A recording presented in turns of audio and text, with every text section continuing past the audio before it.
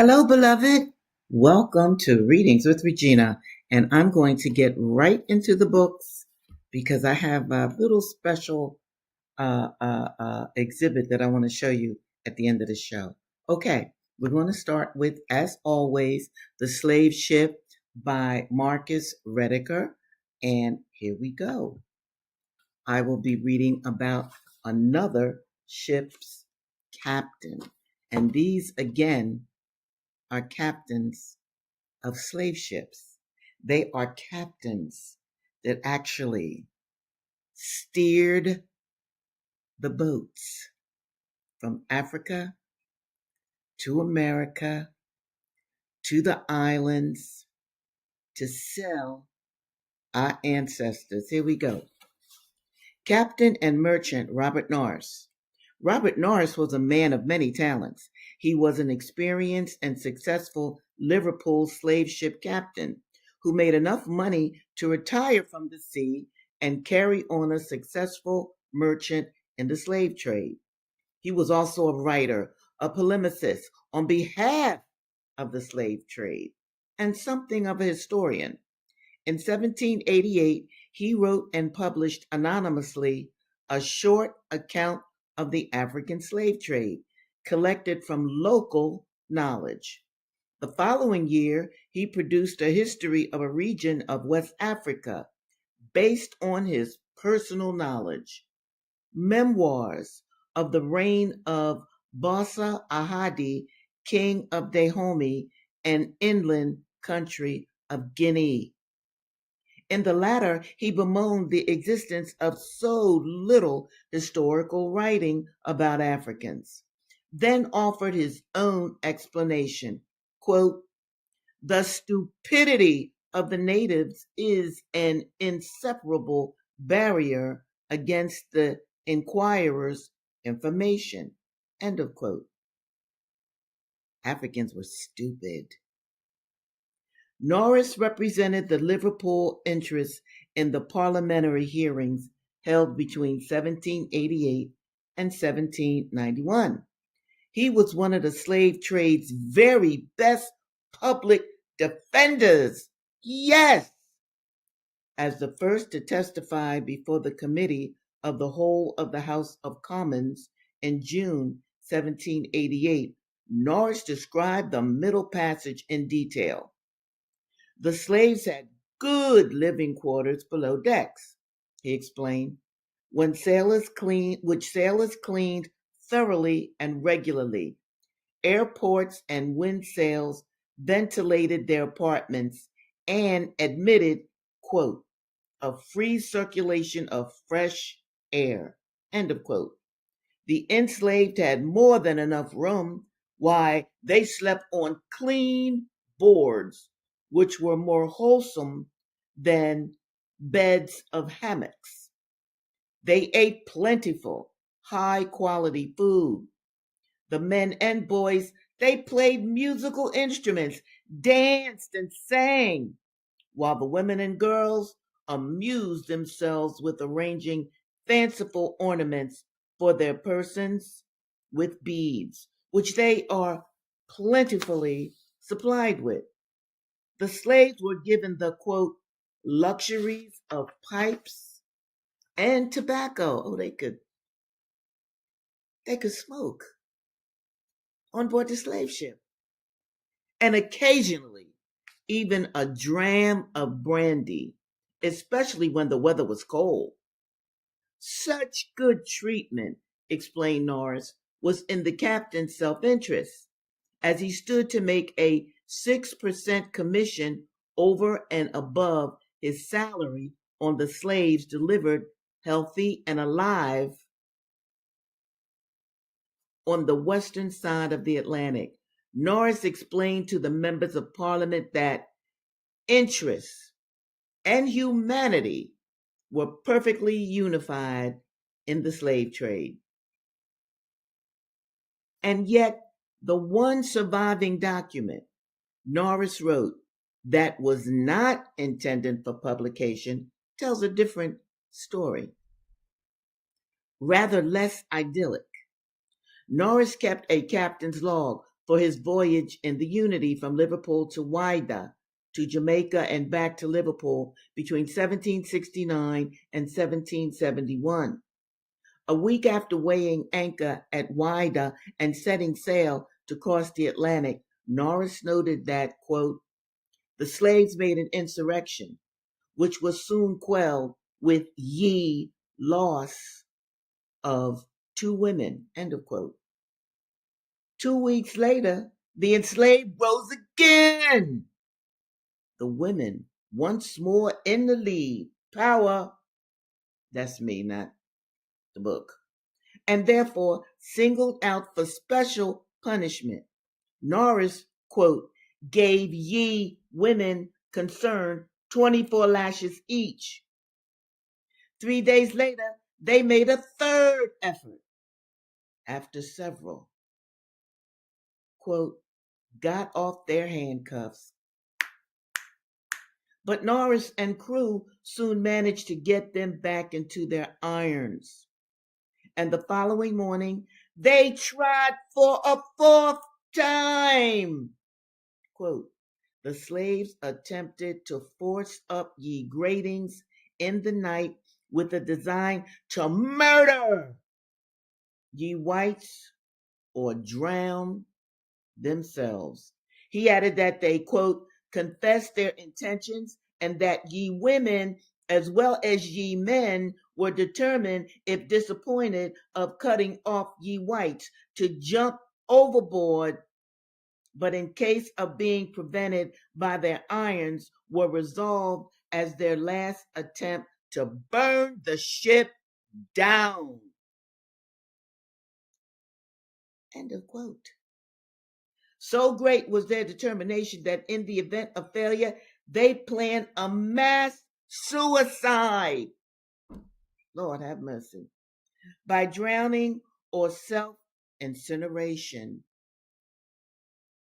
Quote, their obstinacy, end of quote, wrote Norris, put me under ye necessity of shooting ye ringleader. The ye, this is how they talked and wrote. We're talking the 18th century. But even this did not end the matter. A man Norris called number 3, and a woman he called number 4, both of whom had been on the ship a long time, continued to resist and died in fits of madness. They had frequently attempted to drown themselves since their views were disappointed in ye insurrection. Brothers and sisters, do you understand what was going on aboard them slave ships? Yes, these are from Captain's logs. Okay, I got a comment here. Let me bring that up. Good to see you. Yes. Yes, thank you. Oh, and it's good to hear from you, Zabu. I am so glad that you are here, and thank you for the blessing. So appreciated. All right, now we're going to go. Where am I? I get riled up, kids. Let me not call y'all kids, but look, I'm 75. Everybody under 75 is a child to me. What can I tell you? All right, here we go. Where are we going? Incidents in the life of a slave girl. And let me tell you why I love this so much. Incidents in the life of a slave girl is actually written by an enslaved sister. Okay, this isn't a historian giving you back facts. Okay, and as I just read, those rotten, low-life ship's captains, they lied. They would go before what we call Congress and lie. They would go before their parliament. Slavery's wonderful. The Middle Passage is great. Why we give our slaves a bit of brandy, we give them pipes so they can. Ho, lies. All right, I'm fired up. Let me stop because see, I got something special to share with you a little later. So this is incidents in the life of a slave girl. And on Tuesday, I was reading that this brother, an enslaved man, now Linda Brent's in her 20s, and he's, I think, in his 50s. And he came to her because he wanted to learn how to read, people. He wanted to learn how to read. He couldn't pay her. He had no money. And by the way, it was illegal. And Linda warned him, look, we can go to jail. We could be whipped. So the brother backed away, but she pulled him back in. She said, look, I'm going to teach you. But I just want my listeners right now for y'all to understand it was illegal for us to learn to read. It was illegal. You could either be whipped or put in jail for learning to read. Okay. Don't be troubled, Uncle Fred, said I. I have no thoughts of refusing to teach you. I only told you of the law, that you might know the danger and he be on guard. He thought he could plan to come 3 times a week without it being suspected. I selected a quiet nook where no intruder was likely to penetrate, and there I taught him his ABC. Considering his age, his progress was astonishing. As soon as he could spell in 2 syllables, he wanted to spell out the words in the Bible. The happy smile that illuminated his face put joy into my heart. After spelling out a few words, he paused and said, quote, honey, it appears when I can read this good book, I shall be nearer to God. White man is got all decents. He can learn easy. It ain't easy for the black man like me. I only wants to read this book that I may know how to live. Then I have no fear about dying. I tried to encourage him by speaking of the rapid progress he had made. Quote, have patience, child. End of quote. I learned slow. I had no need of patience. His gratitude and the happiness I imparted were more than a recompense for all my trouble. At the end of 6 months, he had read through the New Testament and could find any text in it. One day, when he had recited unusually well, I said, quote, Uncle Fred, how do you manage to get your lessons so well? End of quote. Quote, Lord bless you, child, he replied. You never gives me a lesson that I don't pray to God to help me to understand what I spells and what I reads. And he does help me, child. Bless his holy name. There are thousands who, like good Uncle Fred, are thirsting for the water of life. But the law forbids it, and the churches withhold it. They send the Bible to heathen abroad and neglect the heathen at home. I am glad that missionaries go out to the dark corners of the earth, but I ask them not to overlook the dark corners at home. Talk to American slaveholders as you talk to savages in Africa. This is what she was taught, that in Africa it was savagery. Tell them it is wrong to traffic in men and women. Tell them it is sinful to sell their own children. Oh, let me stop right here. It is sinful to sell your own children. Enslavers who raped black women sold their own children. This is what she's talking about. Yes. Okay. And atrocious to violate their own daughters. Hey. Tell them that all men are brethren and that man has no right to shut out the light of knowledge from his brother. Tell them they are answerable to God for sealing up the fountain of life from souls that are thirsting for it. People, do you understand that all she's talking about is reading? The gift of reading? Okay. There are men who would gladly undertake such missionary work as this, but alas, their number is small. They are hated by the South and would be driven from its soil or dragged to prison to die, as others have been before them. The field is ripe for the harvest and awaits the reapers. Perhaps the great grandchildren of Uncle Fred may have freely imparted to them the divine treasures. Isn't that interesting? Which he sought by stealth. Now he had to sneak to learn how to read. Today we can read whenever we want. Knowledge is a choice, people. Today. It wasn't for Uncle Fred. Okay. Da, da, da, da, da.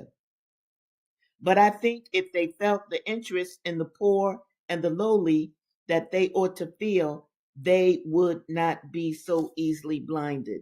A clergyman who goes to the South for the first time has usually some feeling, however vague, that slavery is wrong. The slaveholder suspects this and plays his game accordingly. He makes himself agreeable as possible, talks on theology and other kindred topics. The reverend gentleman is asked to invoke a blessing on a table loaded with luxuries. After dinner, he walks round the premises and sees the beautiful groves and flowering vines and the comfortable huts of favored household slaves. The southerner invites him to talk with the slaves. He asks them if they want to be free, and they say, "Oh, no, massa." This is sufficient to satisfy him. He comes home to publish a South Side view of slavery and to complain of the exaggerations of abolitionists. He assures people that he has been to the South and seen slavery for himself, that it is a beautiful patriarchal institution, that the slaves don't want their freedom, that they have hallelujah meetings and other religious privileges. What does he know of the half-starved wretches toiling from dawn to dark on the plantations, of mothers shrieking for their children, torn from their arms by slave traders, of young girls dragged down into moral filth, of pools of blood around the whipping posts, of hounds trained to tear human flesh, of men screwed into cotton gins to die. Oh, that is awful. The slaveholder showed him none of these things, and the slaves dared not tell of them if he had asked. Okay? That is incidents in the life of a slave girl, which I'm going to stop right there because I want to get to my girl, my girl, my girl, Ida B. Wells. Wait until you hear what this sister did. Now, we just left slavery. Ida B. Wells was born once slavery was legally ended, but it continued on for at least 2 to 3 more decades. But nevertheless, she is not born during slavery. She is born right after slavery. She's in the 19th century, and her enslaved parents had taught her how to read, okay, and write. So what Ida did first, she became, where am I? Here I am. Okay, it's not going. There it is. First, she became a teacher. Then she discovered writing for a newspaper, a black newspaper, and she loved it. She had found her calling. Anyway, the passage that I read to you on Tuesday had to do with when she went to Mississippi, and oh, her and another young girl, and the young brothers came out to see her and showed her a good time. She loved it. Boom. Now, she stayed with this reverend, and the reverend's wife, after cleaning up after the girls had left, she found this letter that was written to Ida B. Wells that said that Ida B. Wells lost her job. Well, the reverend, he told the brothers that had been so fabulous to Ida that she was not morally sound. Well, one of the brothers told Ida what this reverend had said, and this is Ida's response. When I heard what this preacher of the gospel had said, I immediately wrote him telling him that I was to be in his town on a certain day, and I desired an audience with him touching some remarks he had made reflecting on my character. He replied by saying he would see me whenever I came. Of course, I made a very early trip to Vicksburg and sent him a note asking that he call on me at 5 o'clock that evening. Wait till you hear this, people. His wife answered the note, say, notice, see, no telephone, none of that, just yet. Or is it the telephone? Anyway, people still wrote notes. His wife answered the note saying he was attending a funeral, but that she was sure he would be back in time to be there. He came, and when he entered the room, he found all five of the close friends to whom he had told the tale reflecting on my character. Postmaster Hill was also present. He didn't attempt to deny it when I charged him with having tried to injure my character. Do you hear this, people? Do you see what she did? He acknowledged that he had made the derogatory remarks, but added that he had only told it to my close friends. He realized his error, and he begged pardon and stood ready to make amends. After thinking the matter over, I finally told him that as far as I knew, the injury he had sought to do to me had not gone beyond the bounds of his town. It seems that he had only wished to discredit me in the eyes of these young men. I said I would accept his apology provided he made it in front of his pulpit. Go ahead, girl. The following Sunday, in case anyone else in town had heard of his remarks. He agreed to do so, and I wrote the following statement to whom it may concern. I desire to say that any remarks I have made reflecting on the character of Miss Ida B. Wells are false. This I do out of deference to her as a lady and myself as a Christian gentleman. I handed him the note to read before the others could know what was in it, in order to give him a chance to refuse if he chose. But he gamely agreed to accept the conditions, and then I read it aloud to the others. I told him that my good name was all that I had in the world, that I was bound to protect it from attacks by those who felt they could do so with impunity, because I had no brother, listen to this, I had no brother or father to protect me. Black men of today, do you hear this?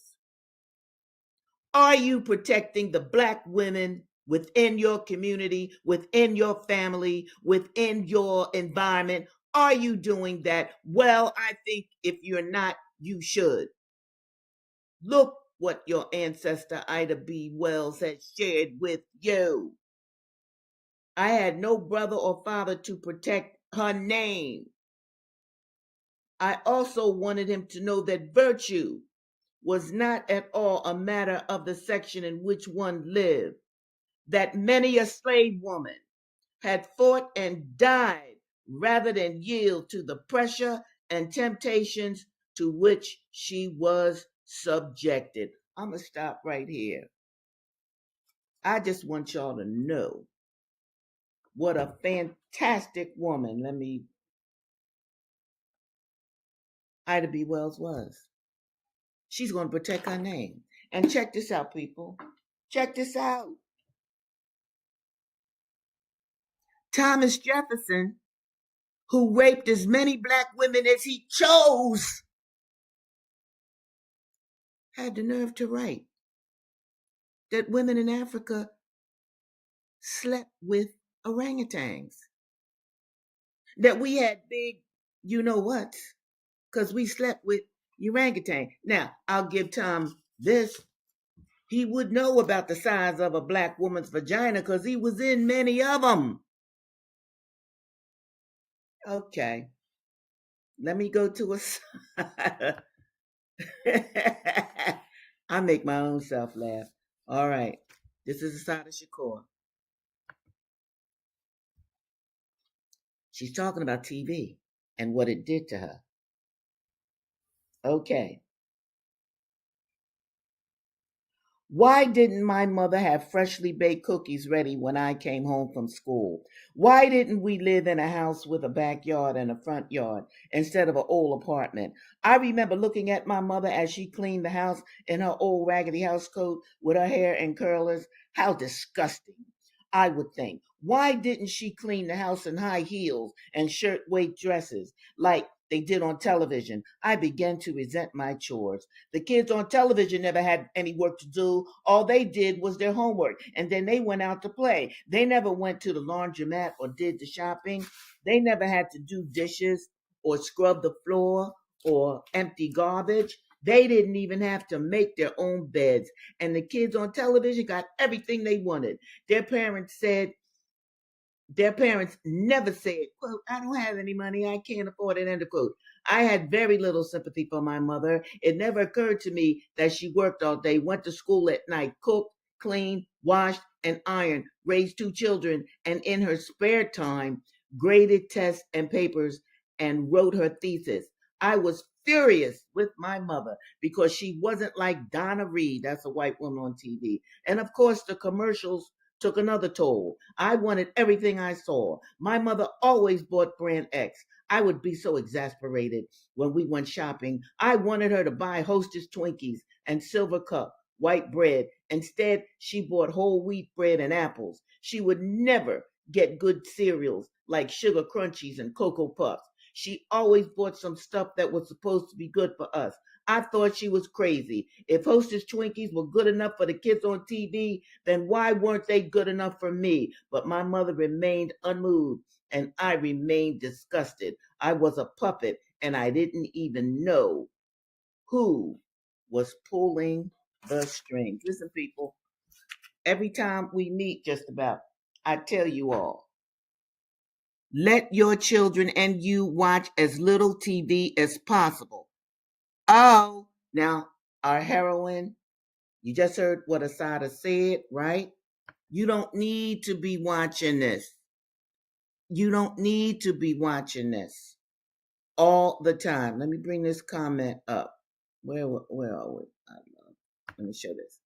I love the women in my family. Yes, yes, yes, Abu. That's what we're talking about. Okay? This is what my attempt is to read these books from the 19th century. Look at what people actually did. Our ancestors actually did and thought. Okay, now this is what I wanted to share with you all. I'm going to share this. That's my thumbnail. Okay? And by the way, I didn't know these would be this expensive, but nevertheless, you see that woman, that beautiful woman with the buttons at the bottom? That's Kathleen Cleaver. She was communications secretary of the Black Panther Party for self-defense. She was recruited by Eldridge Cleaver, whom she later married, Kathleen Cleaver. Now, let me just tell you why I'm talking about Kathleen. When I hit Oakland as a teenager, I worked for Kathleen Cleaver because I could type. I could type up her speeches. We loved Kathleen. And I'm talking about the sisters now. We emulated Kathleen. There she is on the left. We tried to talk like Kathleen. I see, I can talk now. I damn sure wasn't a speaker in the Black Panther Party. I was a rank and file follower and listener to those brothers and sisters who led us. I had never seen a remarkable sister like this. Look at Kathleen. And I wanted to talk a little bit about the Panthers as I'm doing right now, because the Panthers have been, or these new people that say they're Panthers have been in the news. So I thought that I would show you the original Panthers, the creative Panthers, the ones that put the organization together. Look at Kathleen. I loved her sunglasses. I wish I could find a picture of her. Kathleen will come on the stage on a motorcycle. Yo! She captured our imaginations. She was brilliant. She'd be on television and she knew how to talk, and she would be talking that Black Panther, Black Power talk. Oh, By the way, Kathleen is still with us. She's still alive. But I'm just saying, I want you to know about Kathleen Cleaver. She was on the Central Committee of the Black Panther Party for Self-Defense. She carried out many programs for us. She had to go into exile. Yes. Now, where's that book I want to show you? Kathleen is in a book here it is right here. The Black Panther Party Reconsidered. By the way, Regina's in that book too, so I wrote an essay. But in any event, Kathleen Cleaver, I want you to know that, good sister, is so many brothers and sisters that were just fabulous, creative, brave, strong, that stood up to the white racist pigs who was killing us like crazy. Well, I mean, that hasn't stopped, but we stopped it when we were on the move. There's another book I want to show you. This is called Black Power Encyclopedia, From Black is Beautiful. Understand, we had to make Black beautiful. You heard what Linda Brent said. Africans were savages. This is what we believed right up to the 1960s. From Black is Beautiful to Urban Uprisings. Now, this set of encyclopedias is a little expensive, okay? But it is worth you having so that you could read about the heroes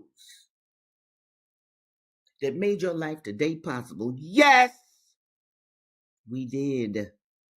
Okay. And I'm actually in that encyclopedia set. Not as Regina. I wrote about Kathleen Cleaver. And let me show you this one more time. That is Kathleen. She was one of the baddest speakers ever. And I also want to give a shout out about my book. You see the book? It's a novel, In Back of God's Eye. That's my first novel.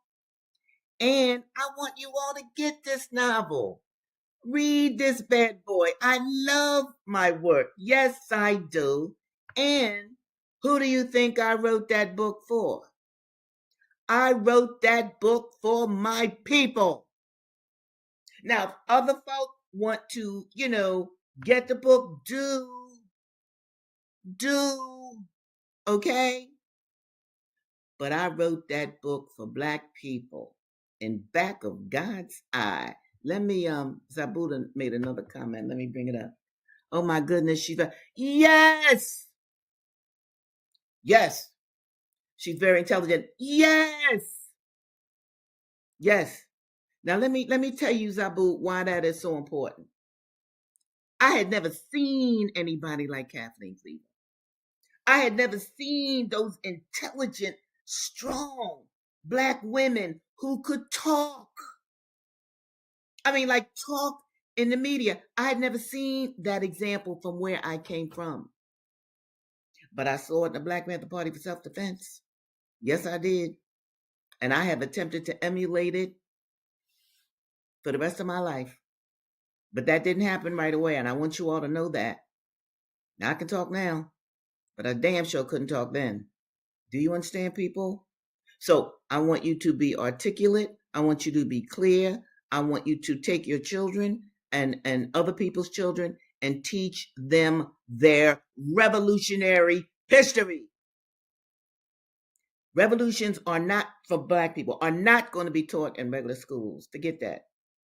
Teach your children yourself that we did stand up. And what did we stand up for? We stood up for you all. Yes, we did. All right. I'm getting ready to sign off. It's been my absolute pleasure. Know that I pray for you every night and every day. I meditate for you. I'm in commune with that same God that Uncle Fred told Linda Brent. He talks to God and God listens. Hello. Hello. So, people, do something good for yourself. Do something good for your people. Do something good for the world. And I will see you next Tuesday at 2:00. Love you dearly. Bye now.